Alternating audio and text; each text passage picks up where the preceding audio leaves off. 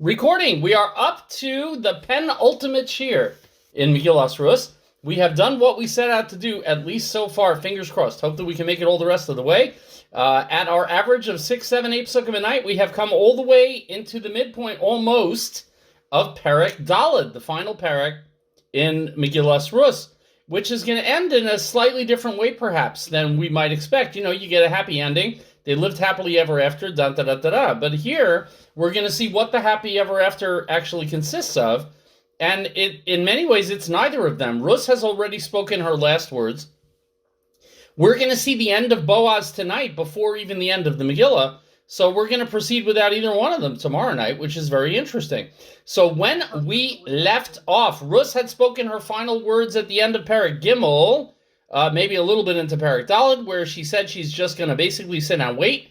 And Boaz is going to take action at the gates of Beis Lechem, where the Sanhedrin meets, where the courts meet, where all the action always takes place in a small Israeli town, is over by the gate where the traffic jams are. And so everybody is getting their act together. Boaz has the mysterious Ploni Almoni wandering by just at the right time, because Hashem set it up that way. And now Boaz has offered him the chance to be a Goel. Interesting use of the word Goel that we're going to see in just a minute. Instead of the word Yibum, which we might expect, especially once we start talking about shoes in a second.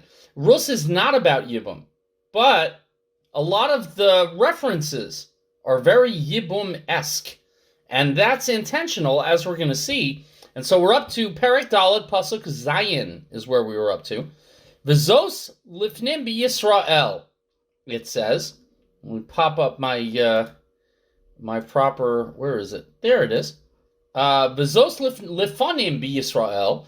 This is what was formerly done in Klal Yisrael.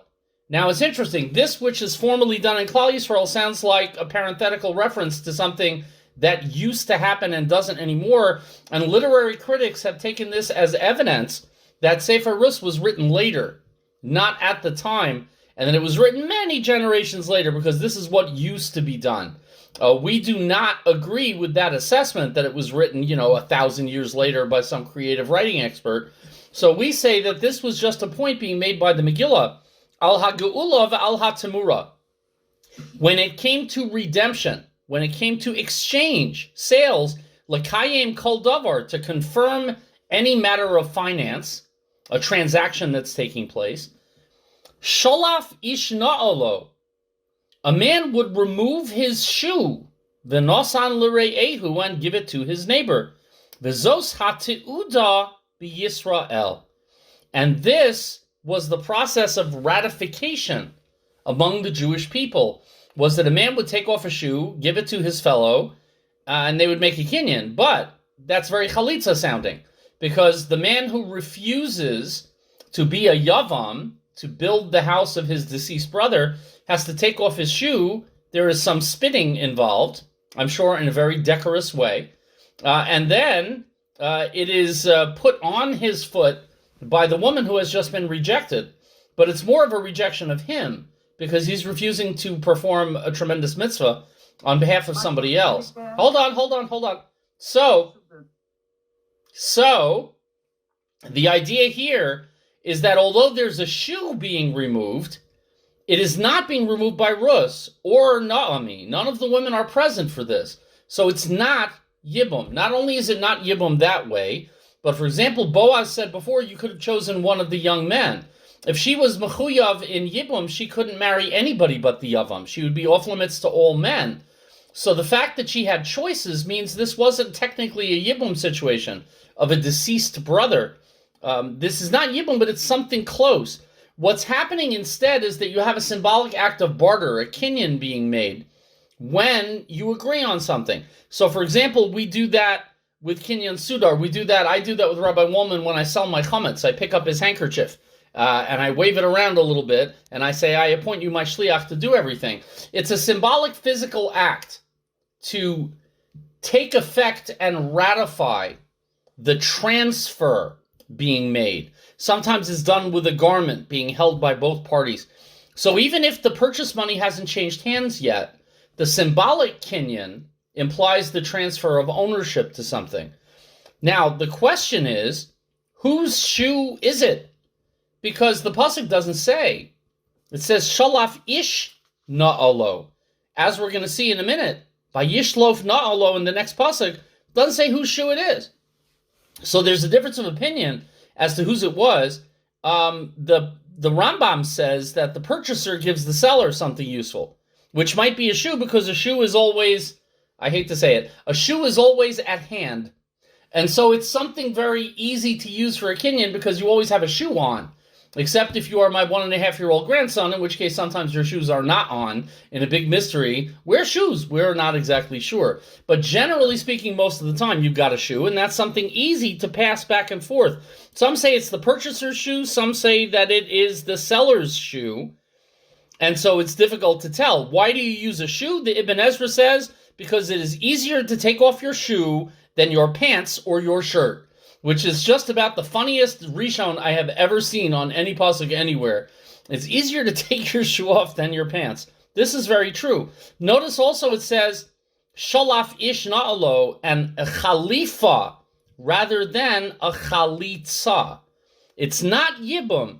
It's just something close to yibum. According to the Ramban... Those days. One second. According to the Ramban, in the ancient world, sometimes pre-Torah Judaism, Yibum was performed by any male relative. And this might have been a throwback to that a little bit. But it's not Yibum. Once the Torah is given, it's not called Yibum anymore. It's just called family marriage. It's called an unforking family tree. It's called Alabama. But it is not exactly the same thing as Yibum, and Rus is taking pains for that. One of the reasons, is that the Karaites, quite a while later, actually tried to say Yibum could be any male relative, and they used Sefer Rus as proof. So dastardly Jews who are looking to undermine Rabbinic Judaism sometimes try to make proofs of things where proofs do not exist. Yes, there were comments and voices. Yes, Barbara, I hear voices from the great beyond.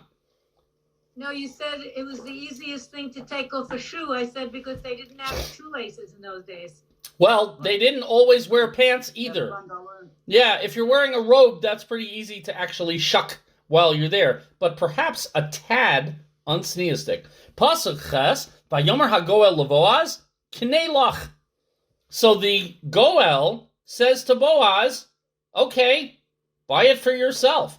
Buy what for yourself? Buy the woman for yourself? Buy the field of Elimelech for yourself? Either way, this is his last appearance, Ploni Almoni. He got a bare 4 or 5 sukkim, and then out he goes. Some people compare him to the supervisor in the field, the Na'ar, who gave a poor report of Rus. Once they're out of the picture, they are of no use to what's going to happen, which is the future of Klal Yisrael. Vayishlof na'alo, and he took off his shoe. The Gemara Bab Metzia paskins that it was Boaz on Daf Mem Zayin who took off his shoe to make the transaction, but a minority opinion does say that it was Ploni Almoni. But either way, the shoe is coming off, the purchase is being made, and Boaz is going to make a speech because he's an ordained rabbi. No, because he needs to publicize that this is really true, worthwhile marriage to a Moabiyah that is permitted. There was another hand waving at me. Nope, we're good? Onward. I think you need to change the internet. Oh no, am I fuzzy in and out? Hold on. We'll switch the network. Here we go. What's good? You're clear. Network is switched. Am I still clear? Yes.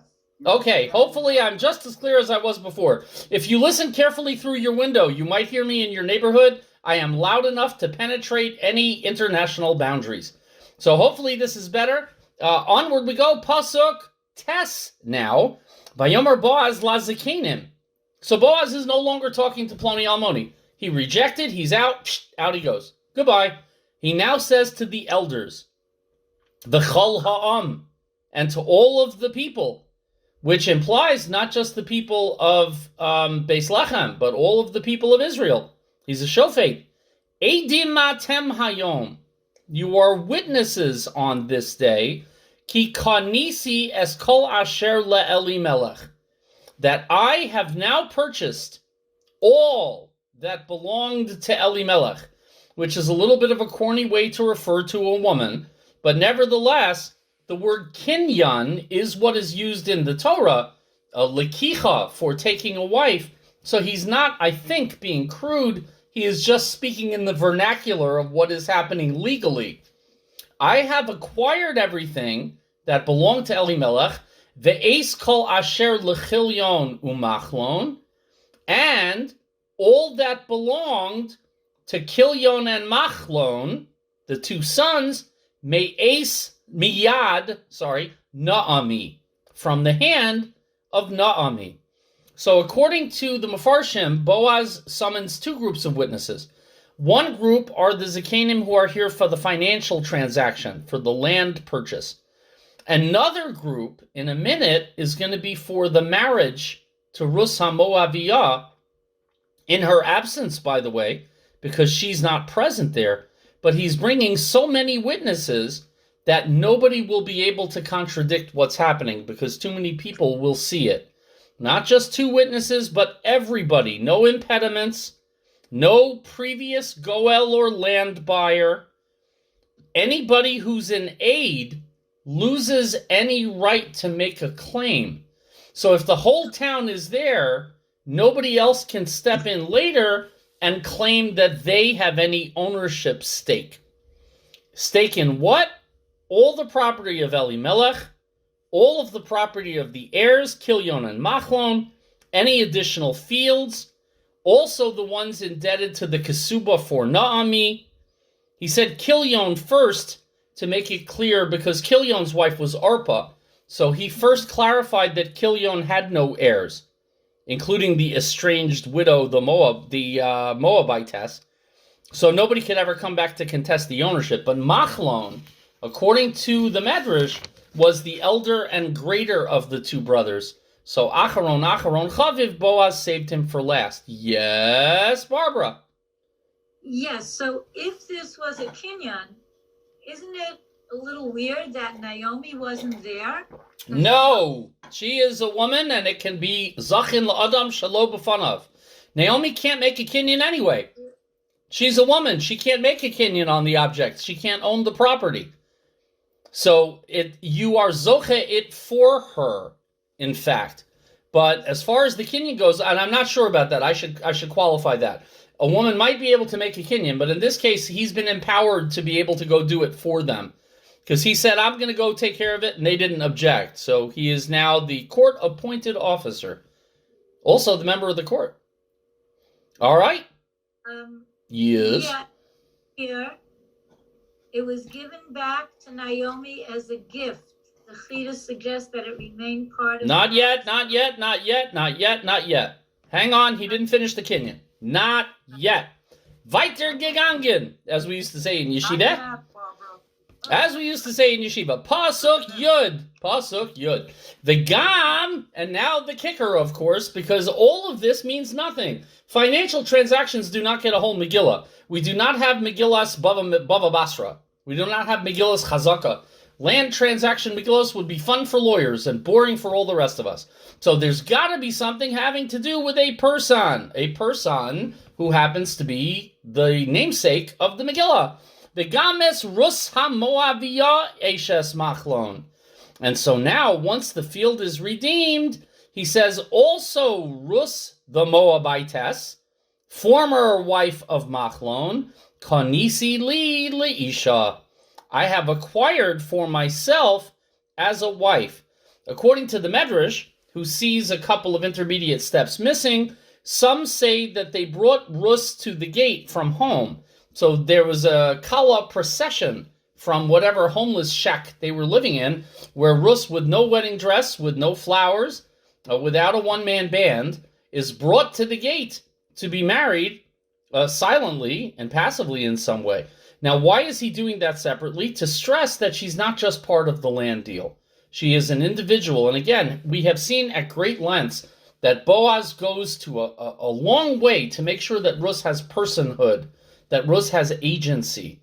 So instead of using her as a connection to the land, which he could have done, he instead insists on making it a separate ceremony, or at least a separate little speech. And if you've ever sat through a rabbi's speech and then waited for him to start a second speech right in a row, you get nervous. But if he's getting married, you forgive him. You give him a pass. One particular rabbi who shall go unmentioned, who used to be the rabbi of Kingsway long ago, Rabbi Poland, married me and my wife. And my wife made him promise that he wouldn't make a speech under the chuppah.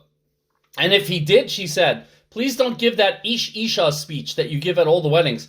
So as soon as we got to the chuppah, what happened? Rabbi Poland made a speech, and it was the Ish Isha speech about how you took away the yud and you put in the hey, and all of a sudden, boom, away you go. My wife is still grumpy about it. I didn't care. I don't even remember a thing about my wedding, so I couldn't even tell you how it went. Apparently it worked, though. So he marries Rus. He says, I have been koneh her to be my wife, lahakim shem hames al nachaloso, but, kind of a quote from Yibum, even though this isn't Yibum, I am not marrying her for myself. I'm not marrying her for my desires. I'm not marrying her to be my soulmate, although they were very much connected in what they valued and what they thought was important and what they saw in the other person. But I'm marrying her in an ultimate act of chesed for the name of Machlon, who had died, in the name of the dead upon his inheritance. Velo yikares shem hames. Let me make sure I've got the nakudos right, because I wrote in my notes without nakudos. Yeah, velo yikares shem hames me'im echav umishar mekomo. Let the name of the deceased not disappear from among his kinsmen and from the gate of his hometown. Edim, 1 second. Edim atem hayom. And this is the makar for why there was a second group of Edim, because he says, you are my Edim today. I hate to tell you, but you're freezing again. I'm freezing again? I think that might be your internet. Am I freezing for anybody else? No. No, I'm sorry, Marjorie. I think it's yours. So, I'm not sure what's up in your house. But I promise the recording will be good because it's right here under my mouth. So that will come through. If I'm freezing for anybody else, by all means, wave at me, yell at me, holler at me. And I'll try flipping networks, but the more I do that, the more I'll probably freeze. Also, it's pretty warm in the basement, so I'm not freezing. He is doing it not just to give her personhood, but also to publicize Moavi velo Moaviyah. You're allowed to marry a Moabite woman. With the whole Sanhedrin there, nobody will ever cast aspersions. Of course, somebody does. His name is Doeg Ho'adomi. And many generations later, Doeg would say, see, you come from polluted stock, he says to David HaMelech. Go away, I'm giving a shear. No phone calls from the Democratic Party who wants me to vote for them. He is also saying that he is trying to keep, again, the name of Machlon perpetuated.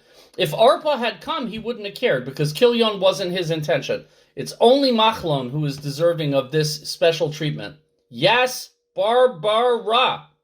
I'm sorry to interrupt again, but I have a good question.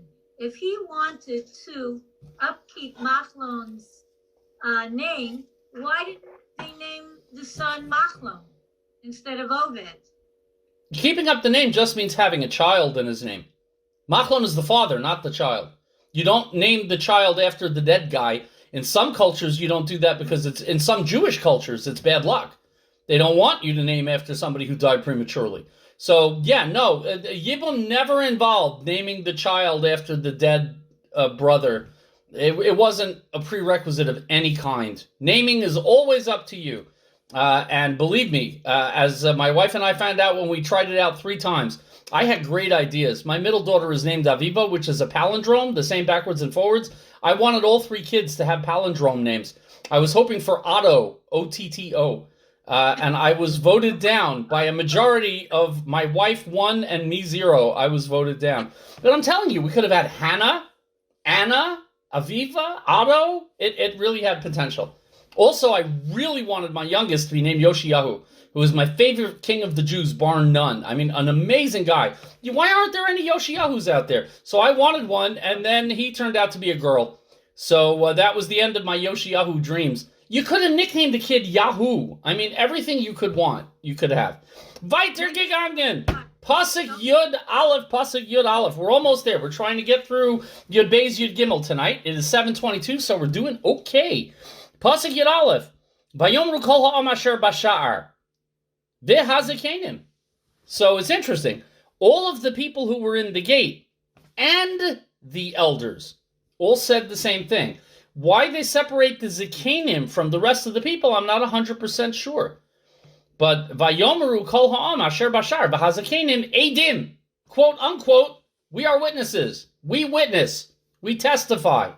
Yitain Hashem, and this is a beautiful bracha. Yitain Hashem es ha'isha haba'ah el beisecha. May Hashem make the woman who is coming into your house ki Rachel uchaleah, like Ruchel and Leah, asher banu shteihem as Beis Yisrael, that both of them built up the house of Israel. Apparently not like Bilhah and Zilpah, who get second billing, but like Rachel and Leah, va'asei chayil be'efrasa. May you prosper in Ephrasa, v'kara ukira shem beveis lachem, and perpetuate your name in Beis Lechem. Fascinating. What a bracha. It's a spontaneous response. And they give Boaz and Ruth 3 brachos under the chuppah there, as they are standing to marry. 1, ha'isha, Ruth, the woman who was overlooked before. Ruth, the Moabitess that everybody cut out and ostracized. Ruth, who came back with nothing but chesed, is now being blessed like Rachel and Leah, regardless of her background. So even if her background in Moab was unsavory, remember, who are Rachel and Leah's father? The wonderful Lavan, who we say in the Haggadah, Bikesh la'akor es hakol. Lavan wanted to kill every Jew he got his hands on. And yet Rachel and Leah become the mothers of the Shvatim. Imagine if somebody, chas v'shalom, marries an Eichmann or a Nazi or an SS officer, and then you bless them that their children should be plentiful and multiply and be good Jews. We couldn't even see our way clear to that. But Rachel and Leah come from pretty nasty stock. Like Rachel, she should be beloved. Like Leah, she should bear many children and grandchildren. Remember, Leah had 6 plus Dinah, so she did very well. Second bracha, may Boaz prosper and bring glory to the family and the hometown. Third, may your household that you build through children born to both of you, in the name of Machlon, who will also be blessed and remembered because of this wonderful chesed you have done. Ruth's blessing also includes Beis Lechem, because now she is from Beis Lechem, not from Moab anymore.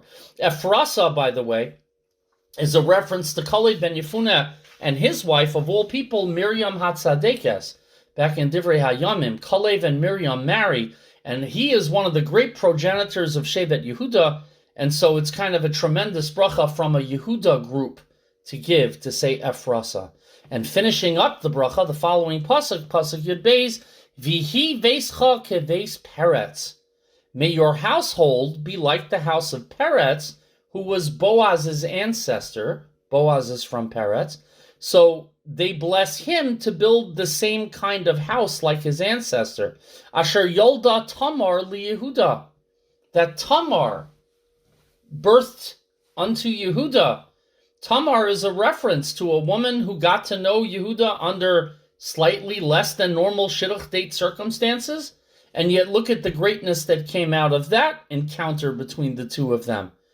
Ruth's experience is very similar to Tamar. Tamar has no children from her first marriage to Er and Onan. Ruth has no marriage from Machlon. There is no proper Yibum. Onan refuses to do Yibum. Kilyon refuses to do Yibum, if he was even still alive. But they would to the person they were destined to be with, whether it's Yehuda or Boaz. They also dressed up and went out, to use the language, much like Batetze Leah. Leah also went out to fulfill her destiny and conceive Yisachar, I believe, was that encounter with Yaakov Avinu. So it's interesting. All of these similarities are being noted by the people there. Min hazera asher yitein Hashem lecha, from the children that Hashem will give to you. Min hana'ara hazos, from this specific young woman. It's also interesting that the children of Tamar are named by women. Named by the maidservant, named by Tamar, not named by men. Boaz's child is going to be named by Naomi, not by Boaz. So the parallels are really, really strong. And it's really interesting about the two of them. So, should we save the last one for tomorrow night? Let's save the last one for tomorrow night. So we're going to do tomorrow night, God willing, all being in place properly, and my internet working and your internet working. Tomorrow night, we are going to, Be'ezras Hashem, make our siyum on Megillas Rus, as planned, and nobody is more surprised than me that we get through the whole thing in the 3 weeks that we had set out.